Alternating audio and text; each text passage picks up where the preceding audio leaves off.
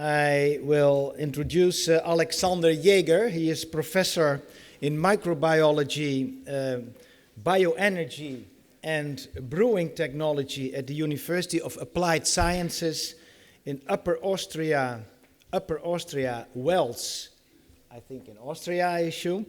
But he's also honorary doctor at the Estonian University of Life Science in Tartu. I have to say a few interesting points because he is, as it's stated here, the father of 4 craft beer breweries in Austria. So we could go afterwards, take a trip to Austria and check how this craft beer is. And important, he is a double Austrian state champion in the marathon in his age group. So it's probably not very strange that you are talking about alcohol-free beer as a carbohydrate-electrolyte solution for sportsmen. Please, the floor is yours.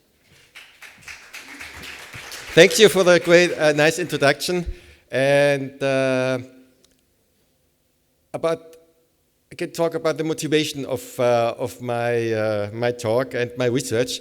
And it started when I was running, and my colleagues came to me and said, "Alex, you are the professor. Beer. Can we drink it before the sports, afterwards?" And I said, "Okay." And then I went to the literature, and finally it turned that I have to make my own research to respond these questions. So that's about the motivation.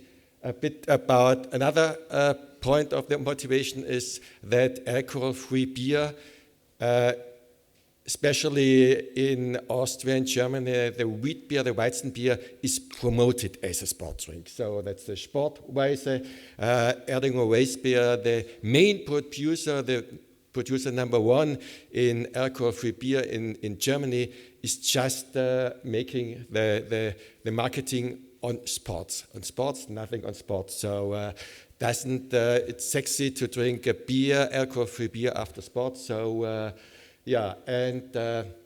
sport is making you thirsty. We know it. More about this. Some explanations. I was asked to be not only scientific, so I will later on talk about salt. You know what salt is. We talk about common salt. That's we need for cooking. That's cooking salt. The chemical name is sodium chloride. That's a chemical formula. But we have other salts, not only the cooking salt. We have magnesium chloride, for example. We are coming to this later. That's sodium citrate, for example, carbonate, sodium carbonate, and so on. We will concentrate on sodium.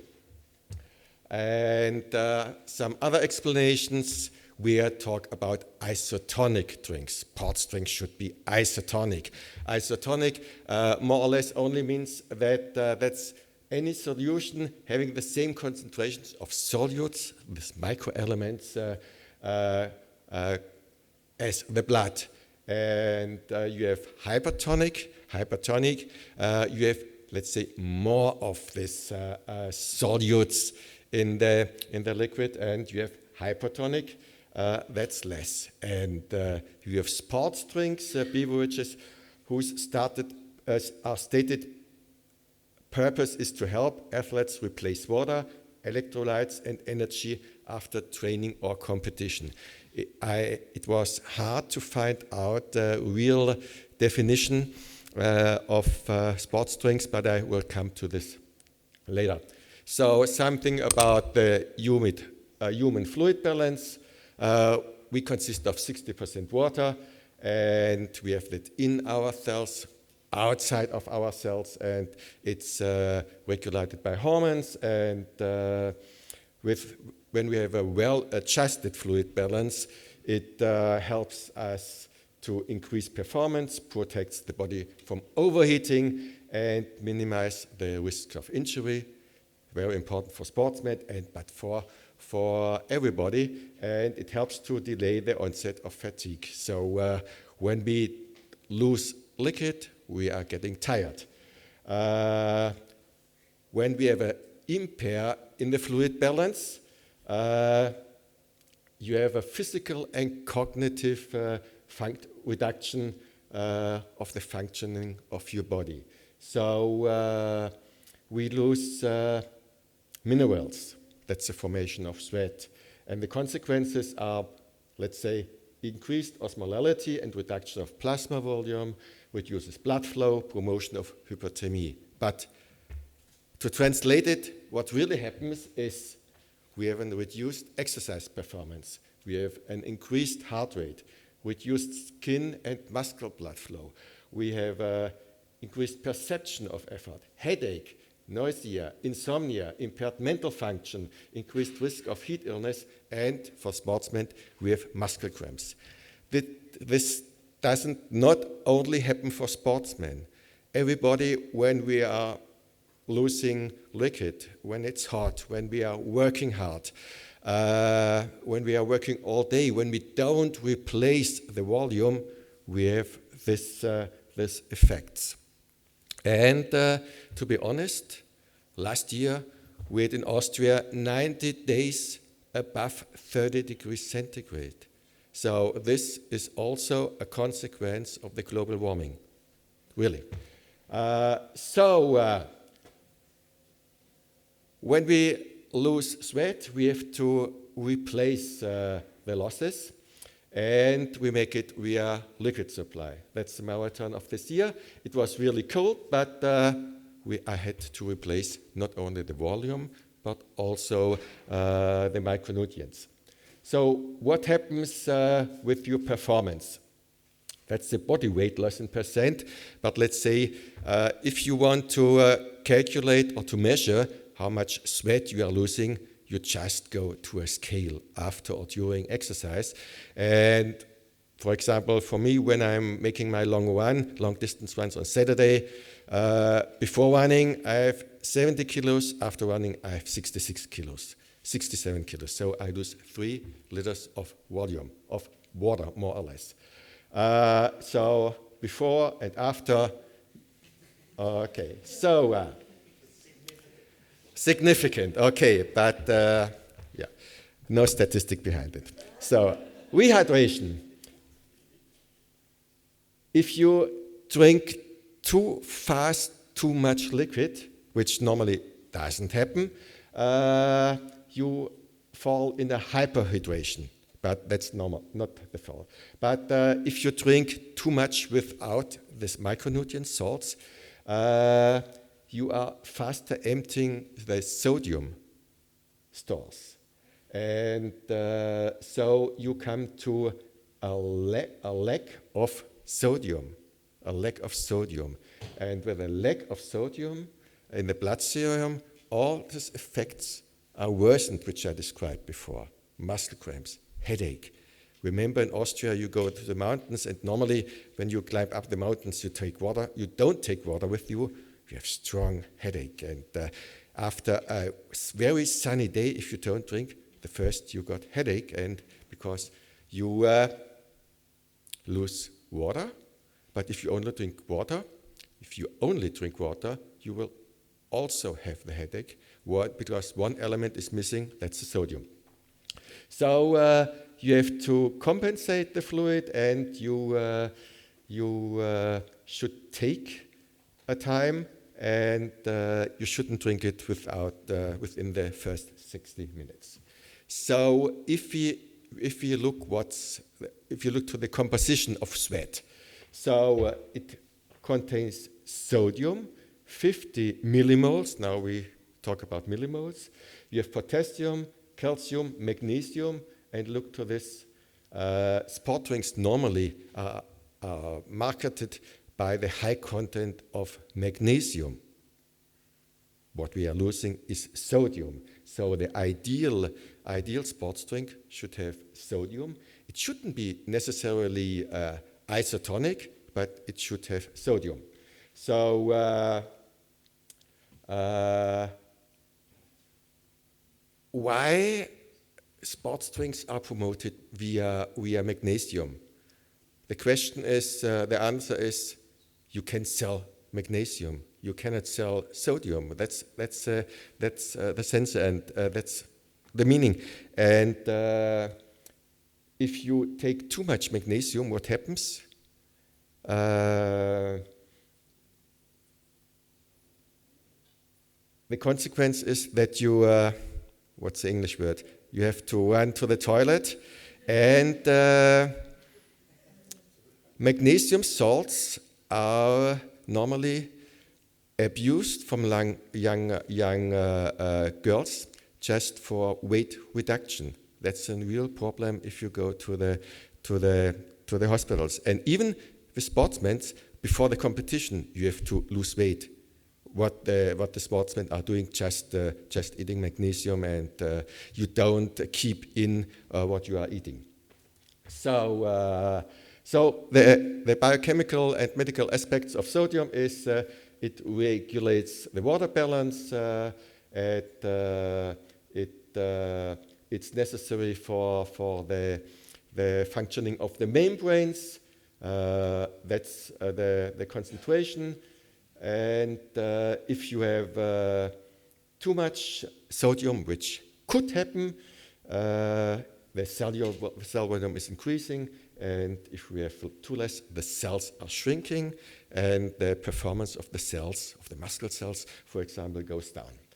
And the daily intake, according to World Health Organization, should be 2 grams of sodium. Sodium, not salt. This makes about 5 grams pure salt.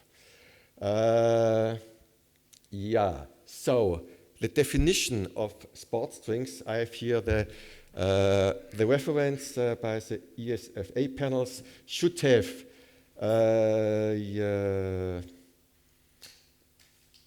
where I have it, should have between 20 and 50 millimoles of sodium. This is about 460 to 1150 milligrams of sodium. That makes 2.5 grams of salt. And it should have a certain concentration of carbon. So we measure it in energy or in osmolality. So about water.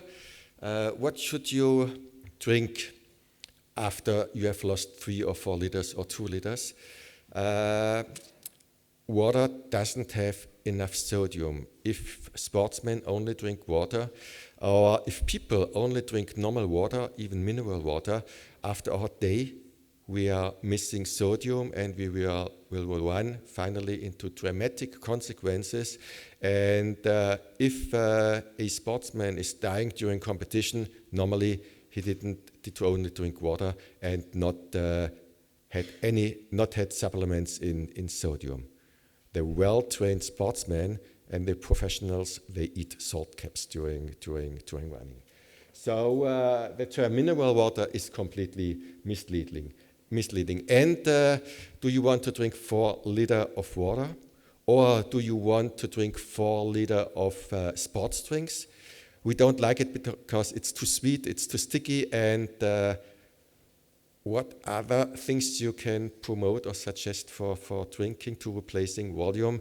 And so we come back to the term of hedonisms. So we like to drink beer, and mostly sportsmen like it.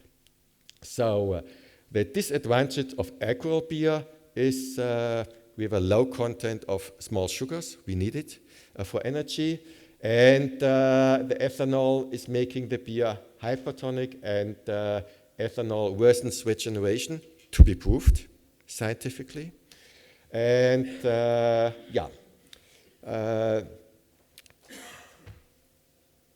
people, this was all the question, if beer is dewatering.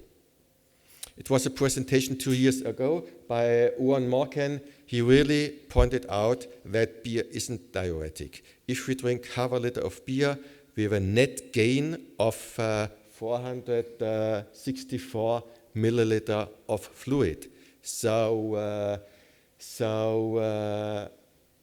the public opinion, beer is dewatering, forget it. So it's good.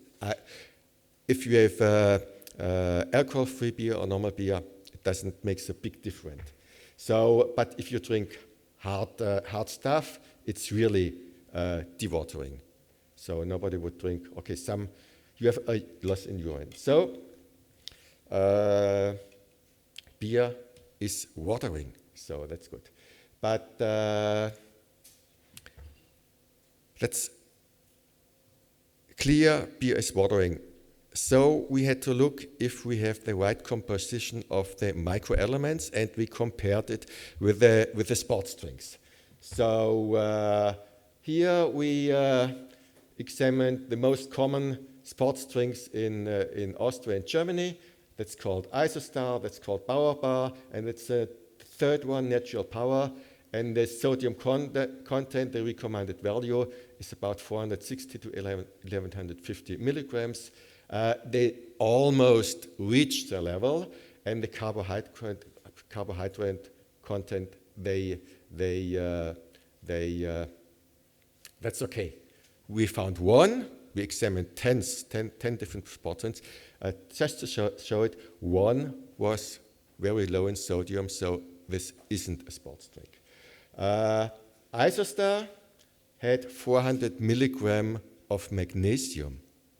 400 milligram of magnesium. So the ratio in the sweat is 100 to 1. And here the ratio is 1. So if you drink too much of this Isostar, you get the flu. So so that's why we really like it. And to go some this soft sports drinks like Gatorade or Powerade, sodium is completely missing. So forget this as a sports drink. So a real sports drink, but not this Gatorade. You have this marketing in the Champions League, and forget it.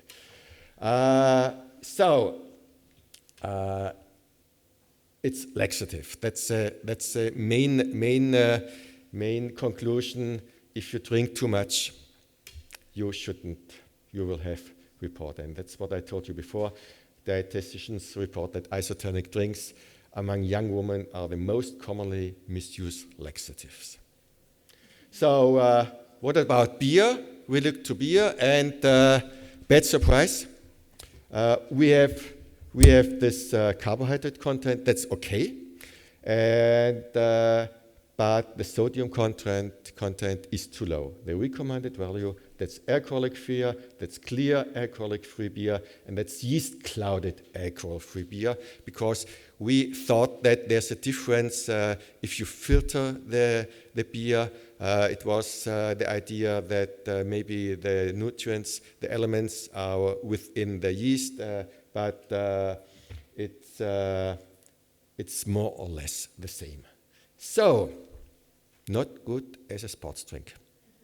So, what's to do? We looked how we can make a. First, I looked if I can find a beer. We examined 50s, nearly 100 beers. If there's enough sodium inside, I found a beer from Denmark, which was brewed with seawater. Okay, enough sodium, but you couldn't drink it. So the first experiments we made with the addition of sodium chloride.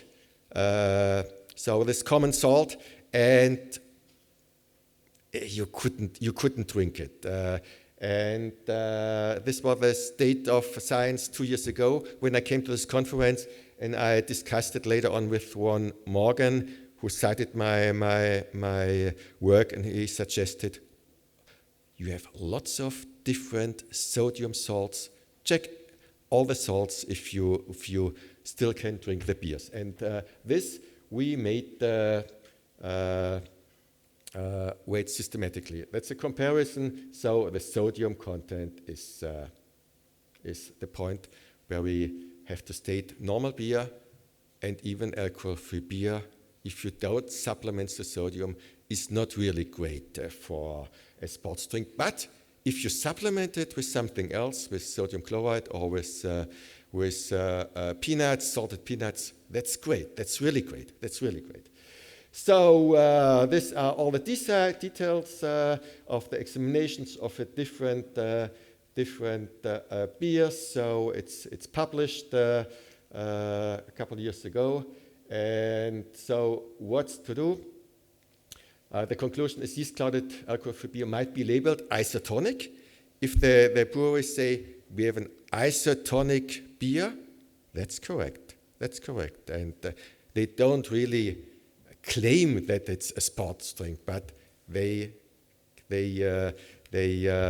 have this nice pictures of the sportsmen. So they're still correct. So the scientific setup was just to add different sources of sodium to alcohol-free beer and later on to alcohol beer. We tested sodium, that's the sodium content, that's sodium chloride, sodium citrate, sodium lactate, sodium carbonate, sodium hydrogen carbonate, and we eliminated before other kinds of sodium salts, all in a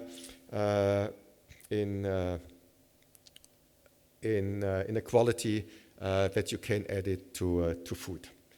And we made a sensory analysis. The two major tests, the method 1 is threshold test, the method 2 is triangle test, I will explain it, and it's according to the German industry norm, so that's regulated. That's not just we drink beer and it's great or not, it was a real professional tasting.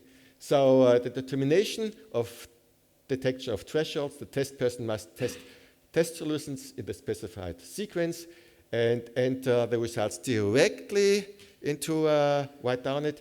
The back tasting is not permitted, and so they are tested before. They'd been tested with sodium chloride, and if they wouldn't detect sodium chloride in this concentration, they are eliminated. So first we have to check. We checked about 50 tasters, and 10 of them couldn't enter the testing. So the triangle test is simple. That's a test in which a potential consumer is asked to determine blindly which of 3 similar items is not identical to the other 2. Threshold and then the triangle test. For sure, 3-digit numbers, not 1, 2, 3, because people like 3, and we have 312 and 380, so just generated by the computer. So that's the testing room. So here are the samples. Behind we have the tasters. He's giving the samples and the 3-digit numbers, and here you are tasting. So it's really, compared to all other tasting, it's really very exhausting. So you make 10 samples, let's say the morning of 5 samples in a row, and then 5 times 3, so and then you are really, really exhausted. So threshold test, when you notice at what concentration you notice something, the 0 is the sensory is not perceivable, sensory perceivable, and 1 you have a taste detected. So it's salty, it's bitter or whatever. And I will only show you two figures. That's the figure of the threshold test. Now that's sodium chloride. After 100%, it was perceptible, and the taste was detected. So sodium chloride, forget it. We have to go to 460. Sodium carbonate, sodium hydrogen carbonate, that's good. That's sodium lactate, that's sodium citrate, and no, that's sodium citrate. So you see here sodium citrate and your sodium citrate, and that's a combination with sodium hydrogen carbonate, and this seems to be a great combination where it's perceptible, but not the taste isn't realized. But still,